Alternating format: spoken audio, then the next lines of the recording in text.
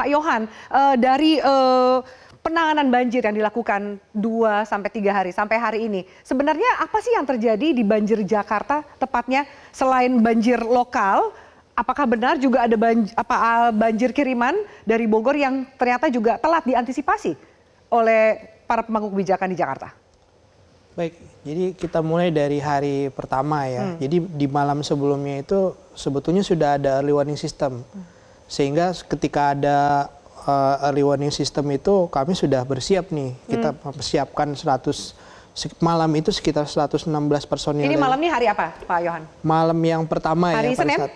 Hari Senin. Malam kejadian itu kita sudah mempersiapkan 116 personil. Itu belum lagi dengan dukungan-dukungan dari instansi-instansi lain ya, dari Disbul Karmat, kemudian dari Satpol PP, kemudian dari Dinas Kesehatan juga ada ya, belum lagi ditambah dengan para relawan, juga dari Dinas Sumber Daya Air, pasukan birunya ini sudah standby karena sudah ada early warning system ya, dan early warning system itu muncul dari alat yang memang kami miliki di bantaran Kali Ciliwung ya, itu sudah alert, dan ditambah lagi dari prediksi dari BMKG, juga dari BNPB yang sempat ada sinyal digital di TV digital itu menyampaikan bahwa air dalam beberapa waktu lagi akan tiba di wilayah Jakarta. Dari Katulampa nih? Betul, ya. Jadi pada saat air itu mulai muncul pukul 1, ini kita sudah bergerak semua nih untuk persiapan evakuasi warga,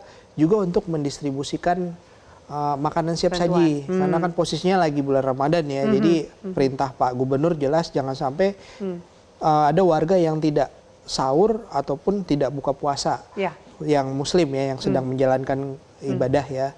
Jadi pesan itu jelas. Kemudian sebagaimana kita tahu juga relawan di Jakarta itu kan cukup banyak ya, yang tercatat aja ada 6.000 gitu. Jadi pada dini hari itu ketika kita mulai juga sahur hari kedua ya, udah itu semuanya bergerak membantu warga. Membantu warga. Namun demikian dari malam harinya pun dari pukul 8 kita sudah melihat ini debit air dan curah hujan di wilayah, khususnya di wilayah Bogor tuh sangat-sangat tinggi ya, dan durasinya cukup panjang, sehingga aliran air ke Kali Ciliwung dari hulu ke hilir akhirnya tiba di Jakarta ya.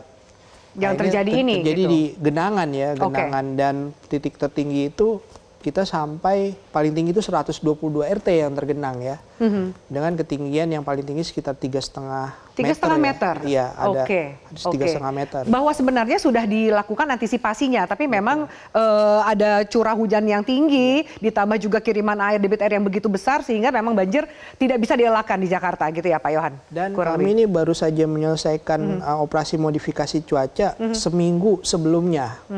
Jadi banyak yang mengkaitkan dengan operasi modifikasi cuaca. Nah, pada saat hari pertama terjadi kejadian itu memang kami sedang tidak di posisi mengadakan operasi modifikasi cuaca. Belum ada modifikasi? Belum ada cuaca. Dan memang curah hujan yang tinggi itu lebih dominan di wilayah Jawa Barat. Sehingga tadi malam akhirnya BNPB itu melaksanakan operasi modifikasi cuaca. Dan Pak Gubernur pada saat peninjauan ke lokasi-lokasi banjir, ini juga salah satu instruksi beliau adalah segera lakukan operasi modifikasi cuaca. Jadi pagi hari tadi kita sudah melaksanakan rapat persiapan untuk melaksanakan operasi modifikasi cuaca. Makanya hari ini nggak hujan karena dampak dari modifikasi yang dilakukan? BNPB. Ya, kalau kami baru merapatkan gitu. Karena untuk melaksanakan satu operasi modifikasi cuaca itu nggak serta-merta ya, itu kita perlu pertimbangan dari BMKG, dari BNPB selaku instansi vertikal, dan kemudian kan kami juga didukung oleh TNI Angkatan Udara ya. Kami menggunakan pesawat. Jadi menutup modifikasi cuaca tuh nggak semudah itulah, ada proses dan jalur administratif yang perlu dilakukan. Betul. Baik. Saya tanya ke Kakak Jupiter.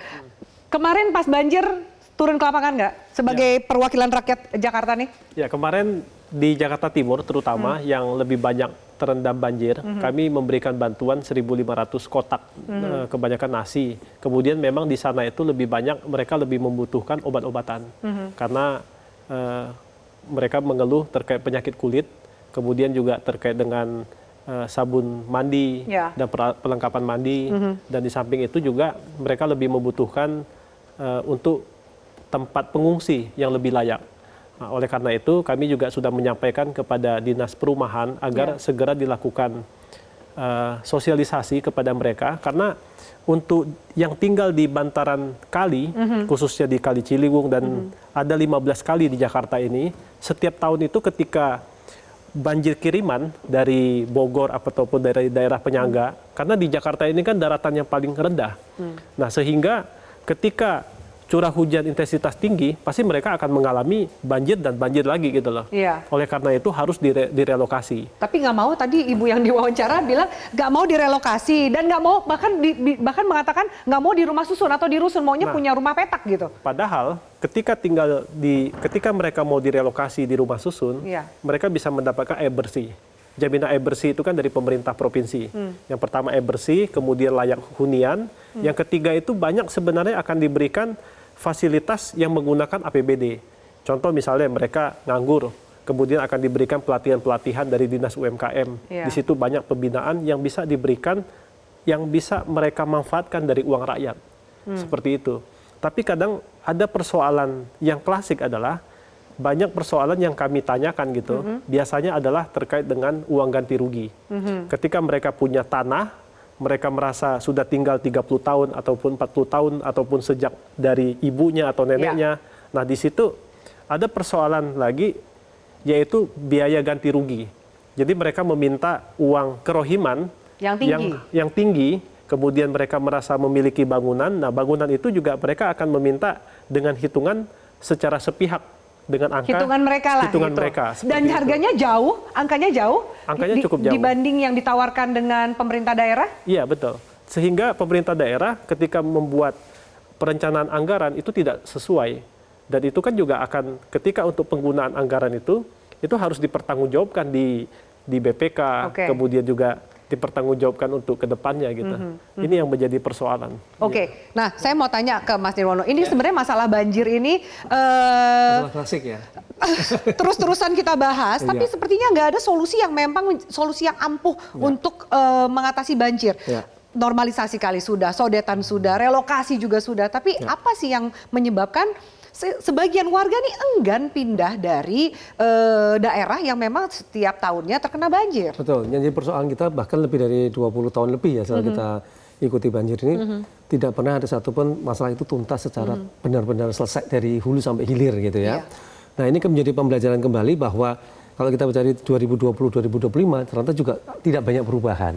Banjir yang kemarin juga sebenarnya daerahnya itu juga sebenarnya, bukan hal baru juga. Artinya ini perlu pekerjaan bersama bagaimana kita benar-benar punya komitmen untuk menuntaskan banjir.